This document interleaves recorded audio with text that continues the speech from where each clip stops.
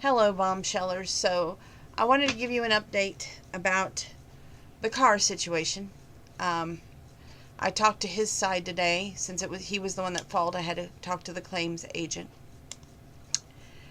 and it just was one of those days. I was wanting to get everything done in one day, and you can't always do that. And that's kind of hard to do.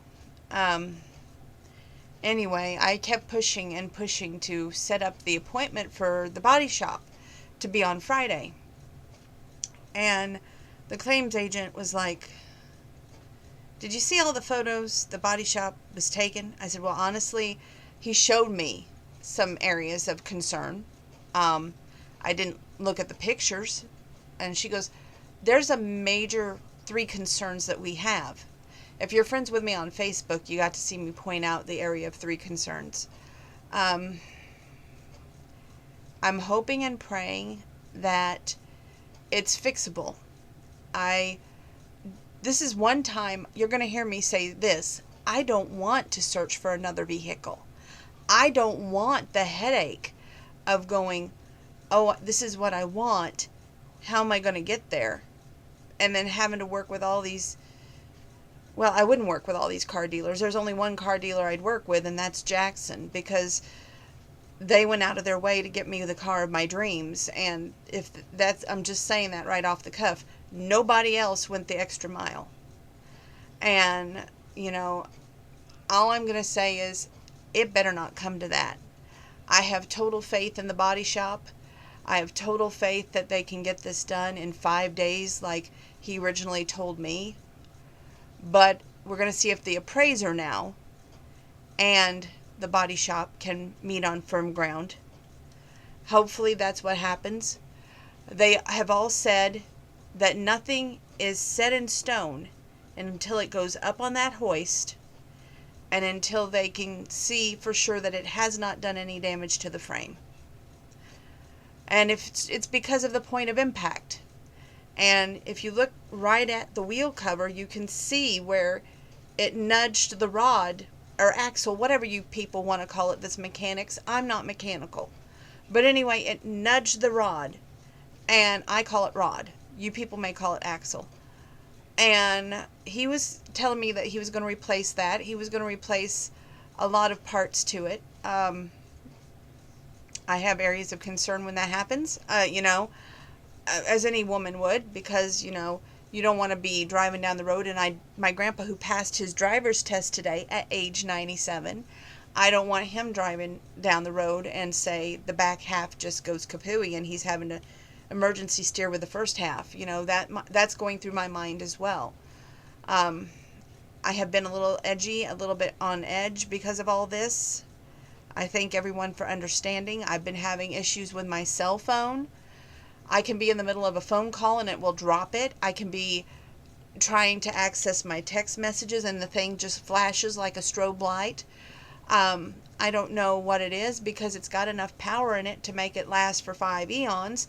I found the receipt today from that Christmas when I was gifted the phone, and it was 3 years ago. And I just don't know what's going to happen with that either. So I'm stressing. I really am. I'm thinking of everything ahead of time. I don't know why, but it's like I know what's ahead, so I'm trying to plan ahead.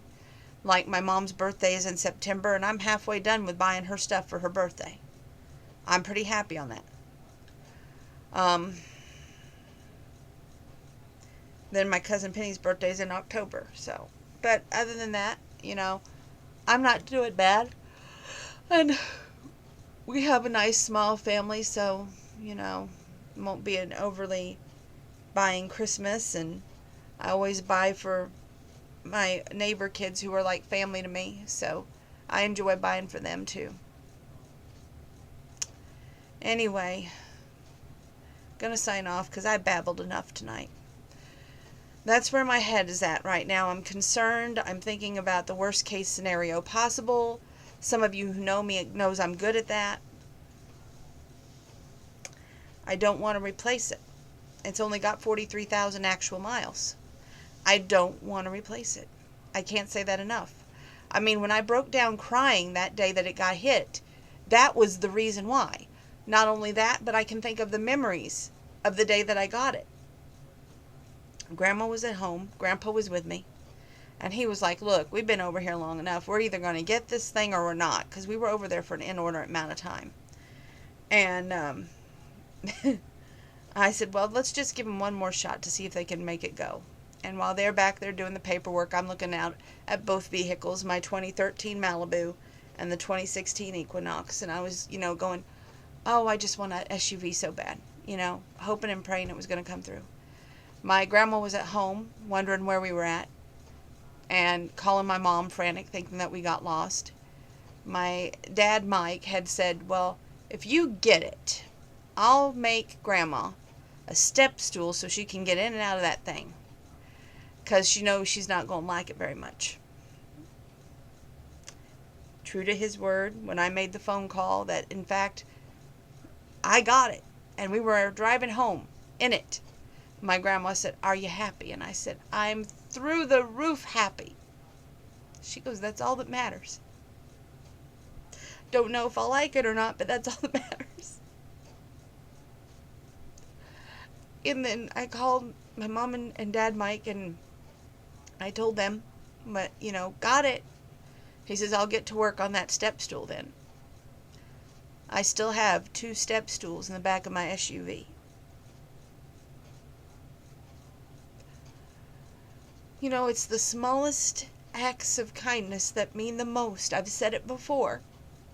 I'll say it again. Little things mean so much in a heart. It's about the time that you put forth.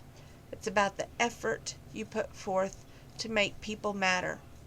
And if you don't, what goes around comes around.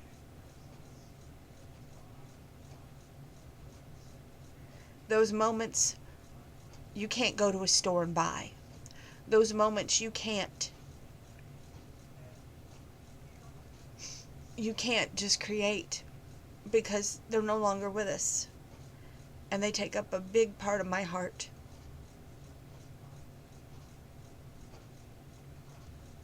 Love you all.